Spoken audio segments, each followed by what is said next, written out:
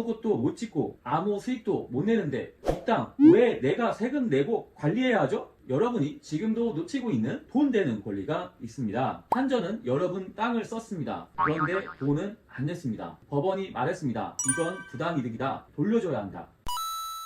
안녕하세요. 부동산 전문 변호사 박순배 변호사입니다. 오늘은 송전탑이 지나는 땅 그리고 그 이격거리까지도 보상받을 수 있다는 최신 판결에 대해 여러분께 꼭 알려드리고자 합니다. 기존에는 송전탑 주변 3m 이내 땅만 보상이 됐지만 이제는 전기선과 건물 사이의 이격거리까지도 보상 대상이 될 수 있다는 점 굉장히 중요한 변화입니다. 자, 그럼 본격적으로 내용을 정리해 보겠습니다. 첫째, 실제 판결 내용을 살펴보죠. 서울중앙지방법원은 2023년 10월 26일 2020 가단 530만 7125 사건에서 토지 상공에 고압 송전선이 지나가는 경우 그 법정 이격거리 내 땅까지도 보상의 대상이 된다고 판단했습니다. 여기서 말하는 법정 이격거리는 전압에 따라 달라집니다. 154 송전선은 최소 4.8m, 345 송전선은 최소 7.65m의 이격거리를 건축물로부터 수평으로 떨어져 있어야 하죠.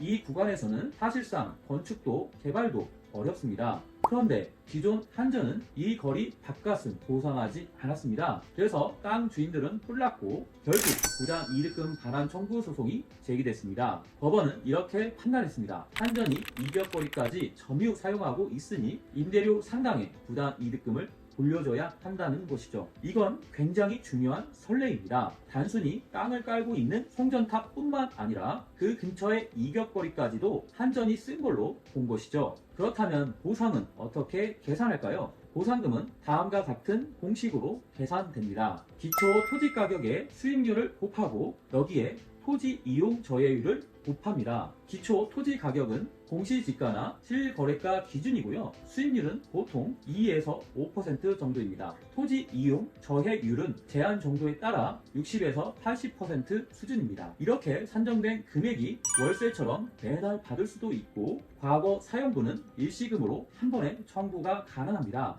하지만 주의하실 점도 있습니다.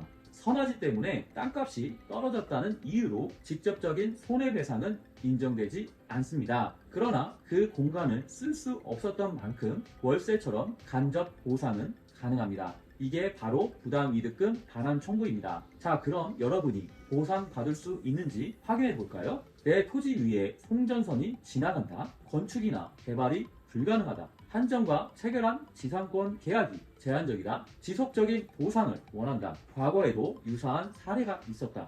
이 중 두세 가지 이상에 해당된다면 소송을 적극적으로 검토하셔야 합니다. 물론 소송엔 비용도 따릅니다. 변호사 비용, 인지대 송달료, 감정 비용 등 몇백만 원 이상 들어갈 수도 있습니다. 하지만 승소 가능성이 높다면 충분히 가치 있는 소송입니다. 저희 법률사무소 정금에서는 사전 감정부터 승소 가능성 분석까지 밀착해서 도와드립니다. 이제 핵심 포인트를 정리해 드릴게요.